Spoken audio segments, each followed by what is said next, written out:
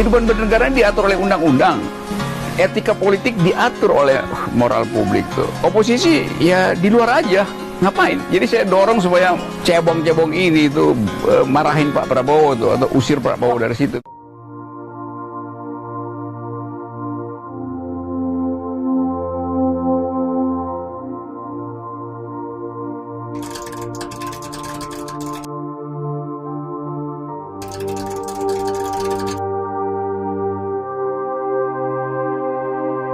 Keadaan harus sampai berantakan baru orang bisa mengerti bagaimana cara bernegara yang baik itu. Dirawatnya itu bukan di rumah yatim piatu, itu di rumah bangsa. Dan nggak bisa pemerintah cuma bilang, oke, kami kasih rumah yatim piatu dalam bentuk apa? Konsesi politik. 3-4 jabatan menteri misalnya. Itu soalnya. Dan Pak Prabowo menyampaikan pakai bahasa Inggris, saya ingat, bahwa this meeting will not include you. Kalau Donald Trump membatalkan datang, lalu yang tiba adalah Habib Rizik. Dan Habib Rizik kasih nasi Padang ke Sandi ajak makan. Saya bikin permainan pikiran itu. Pertanyaannya adalah, kemana gondang dia? Kemana Teguh Umar? Saya pribadi tentunya memiliki satu pandangan bahwa harus selain daripada bagian daripada rekonsiliasi, tapi juga harus ada konsistensi. Karena ada 68 juta lebih rakyat Indonesia yang menjatuhkan pilihan kepada Prabowo Sandi. Dan 68 juta itu menginginkan satu perubahan, khususnya di bidang penanganan ekonomi. Bagaimana swasembada pangan, lapangan kerja yang bisa lebih dibuka, keberpihakan kepada pengusaha UMKM, harga-harga bahan pokok yang lebih stabil terjangkau. Bagaimana harga listrik bisa diturunkan, negeri ini sangat kaya raya, energinya melimpah, kenapa listriknya ini sangat membebani? Saya kira itu yang paling benar, menelan pil pahit, supaya dia tahu apa itu politik. Dan saya kira itu dia proyeksi bahwa pil pahit itu akan menjadi antibodi bagi dia ke 2024. Jadi dia belajar dengan baik dan melihat dengan sempurna apa itu permainan politik, bagaimana orang merancang kecurangan. Dia kaget. Nah kalau dia kaget kemudian dia tumbang, itu buruk. Tapi ternyata dia nggak tumbang. Jadi saya kira saya kasih poin positif pada daya tahan moral. Kan kita bayangkan 2024 nanti politik itu akan masuk pada pertandingan value, nilai itu. Dan Sandi bisa mulai menginvestasikan sikapnya supaya dia bisa tuai nilai nanti di 2024. Kan sekarang orang saksikan ya kedunguan kalau saya sebutkan. Dan orang nggak mau saksikan itu lagi. Kan rakyat kan mestinya belajar. Jadi kita nggak mungkin anggap bahwa rakyat ini akan mengulangi menonton hal yang dungu hari ini. Jadi Sandi saya kira nunggangi itu. Menunggangi dalam arti dia persiapkan diri supaya nanti dia akan diingat bahwa dia melakukan politik atas dasar value itu. Dia merasa bahwa dari awal dia ingin perjuangkan sesuatu yang ada nilainya. Dia lihat bahwa hari ini yang ada bukan yang bernilai.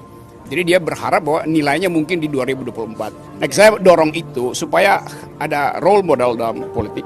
Bahwa ada seseorang yang merasa terkhianati, tapi dia tahu bahwa taraf peradaban demokrasi kita masih di tingkat dealership, maka dia tabung leadershipnya itu di 2024. Dari awal sebetulnya chemistry-nya kan dipaksakan tuh, karena ada fasilitas untuk memenangkan pemilu dengan segala macam kalkulasi tuh, kalkulasi moral, kalkulasi integritas, kalkulasi pendukung. Sekarang itu nggak terjadi.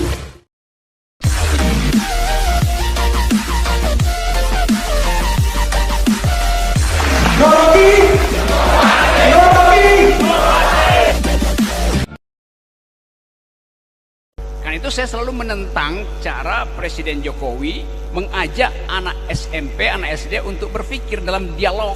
Buat apa nanya nama-nama ikan pada anak-anak itu?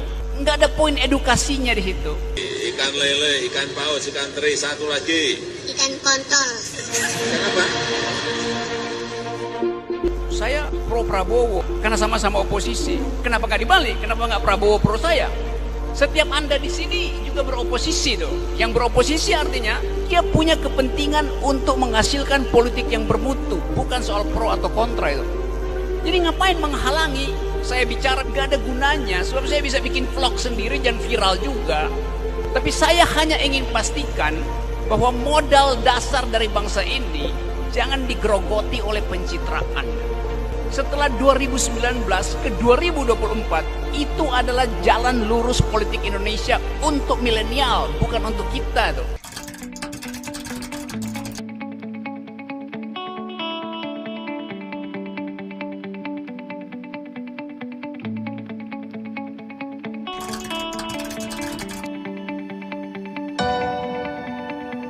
Pak Prabowo itu akan saya kritik 12 menit setelah dia dilantik.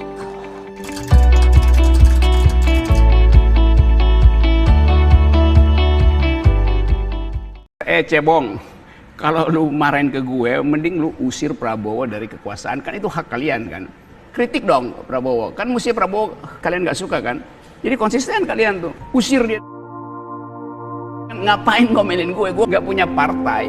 Jadi orang yang takut pada, misalnya ini saya ditolak di kemarin, misalnya saya di Aceh, 3 kampus itu polisi nggak kasih izin segala macam, saya nggak bisa ceramah di situ. Jadi apa yang ditakutkan dari saya? Saya cuma punya logika, saya cuma ingin menajamkan pikiran publik tuh. Tidak menghunus pisau untuk menusuk seorang pejabat, saya mau menusuk kedunguan pikiran. Kan saya berniat untuk jadi oposisi, saya ingin orang juga beroposisi. Jadi ya oke, saya bilang mari sama-sama beroposisi tuh. Lakukan dengan cara yang masuk akal, ucapkan argumentasi setiap hari, uji kebijakannya. Bahkan sebelum ini saya udah ajak kampus kok buat beroposisi tuh. Kampus kampret bukan? Ya bukan, jadi bukan sekedar kampretnya aja, tapi mereka yang ingin melihat negeri ini tumbuh secara cerdas dalam politik sebaiknya beroposisi. Pak Prabowo beroposisi dengan maksud memperoleh kekuasaan nanti setelah menang. Saya beroposisi dengan maksud membatalkan kedunguan di istana, kan itu dua soal yang berbeda tuh.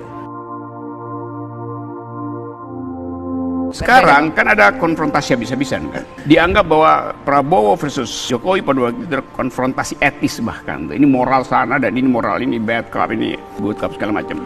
Kemudian Mahkamah Konstitusi memutuskan sesuatu. Di belakang tetap legitimasinya tidak nyambung. Legalitas diperoleh oleh Pak Jokowi, legitimasinya tidak tuh. Orang masih menganggap itu ada yang bohong di situ.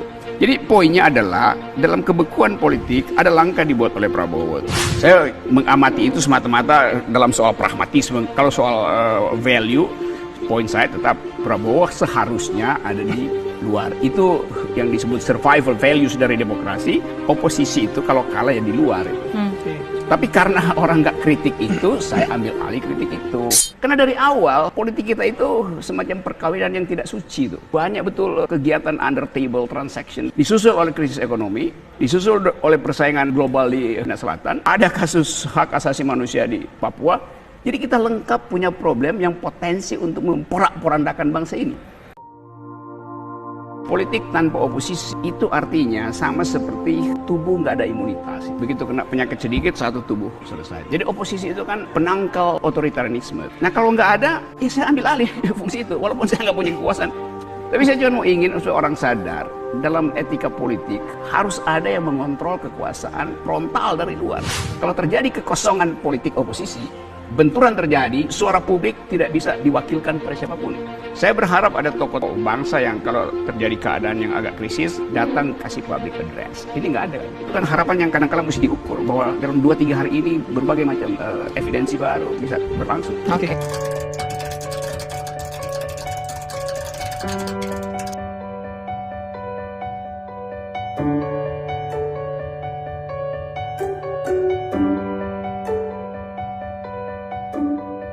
Tadi juga Wiranto masih bilang, kami akan menangkap lagi. Loh kok direncanakan menangkap tokoh? Gimana coba?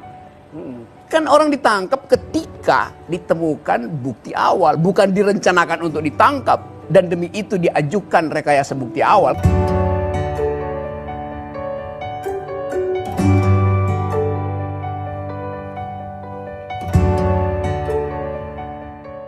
Kan itu dungunya kan di situ tuh.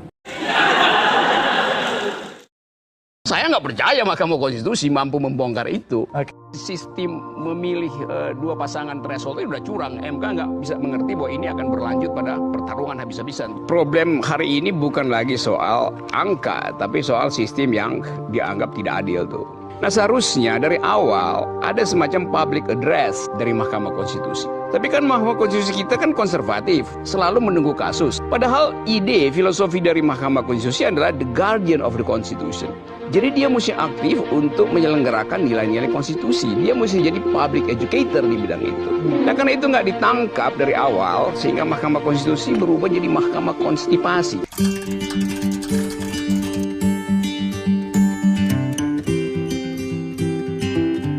Ya, akun Twitter pemerhati politik Rocky Gerung diretas orang tak dikenal dan akibatnya tidak ada lagi cuitan-cuitan politik yang pedas dari akun Rocky. Kalau dia marah, ya dia debat aja di Twitter saya kan, dia bisa bantah seluruh tweeting saya. Tapi dia memilih untuk mencuri hak saya untuk bicara. Itu kan mencuri hak bicara kan. Jadi dia mengkorupsi kebebasan berpendapat. Dia mengkorupsi nilai dasar demokrasi, yaitu hak saya untuk mengucapkan analisis, hak teman-teman saya atau musuh saya untuk mendengar analisis saya. Nggak apa-apa, orang memusuhi nggak apa-apa, tapi jangan mencuri fasilitas untuk berdebat tuh. Itu yang saya sebut dungu, kan itu saya sebut dia si dungu.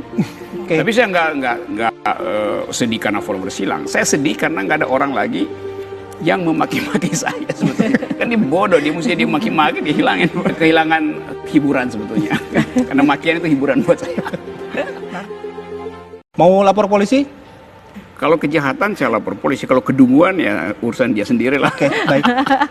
Bikin akun kan mudah sekali kan. Tapi poin saya bukan bikin akun atau membiarkan akun dihack. Tapi kan kita hidup di dalam satu etika politik baru tuh, demokrasi segala macam. Saya merasa pemerintah gagal mengedukasi publik tentang kemerdekaan untuk bicara melalui sosial media. Pemerintah gagal untuk meyakinkan publik bahwa apapun yang diucapkan di sosial media itu harus dianggap sebagai ya menu sehari-hari dari demokrasi kan. Pemerintah tidak menciptakan suasana ambiente yang memungkinkan orang bersahabat walaupun saling membenci kan. Jadi gagal pemerintah untuk menghasilkan atmosfer bahwa oke, silahkan memaki, silahkan berduel argumen, tapi jangan mencuri akun orang, kan itu kriminal kan mestinya. Jadi kenikmatan berwarga negara hilang karena ya, suasana politik, suasana kultur public ethics tidak tumbuh. Narasumber itu. Nara itu artinya pengetahuan. Sumber adalah dia yang mengetahui itu. Jadi kalau disebut narasumber memang saya mengetahui. Konsekuensinya apa? Yang saya ketahui harus saya ucapkan. Itu jalan pikirannya. Sekarang orang menganggap bahwa pikiran saya buruk. Loh, saya belum bicara. Naranya belum saya keluarin, adanya baru sumber saya masih untuk mulut. Jadi itu kekacauan dalam pikiran itu. Melarang orang yang belum bicara, kan yang mesti dilarang bicaranya. Kalau bicaranya ngaco, interupsi, salah, bantah. Dia belum bicara udah disuruh berhenti kan. Jadi itu yang sering saya sebut sebagai dungu itu begitu. Gerakan mahasiswa itu bukan gerakan massa, tapi gerakan intelektual, gerakan pikiran. Dan tak ada satu kekuatan pun yang bisa menghentikan pikiran yang kritis. Jadi kritisisme adalah DNA-nya mahasiswa. Kita hanya bertukar pikiran demi menghasilkan keadilan, bukan untuk tujuan yang lain. Itu yang menyatukan rakyat dengan mahasiswa, yaitu menunggu tibanya keadilan. Bisa dipercepat, sangat bisa dipercepat. Kalau mahasiswa terus-menerus memberi kritik pada pemerintah. Karena tugas dari mahasiswa adalah mengkritik establishment. Hanya dengan cara itu, kita bisa bertemu lagi di forum yang lain. Terima kasih ya. It's so beautiful, you and me. We meant to be in the great outdoors, forever free.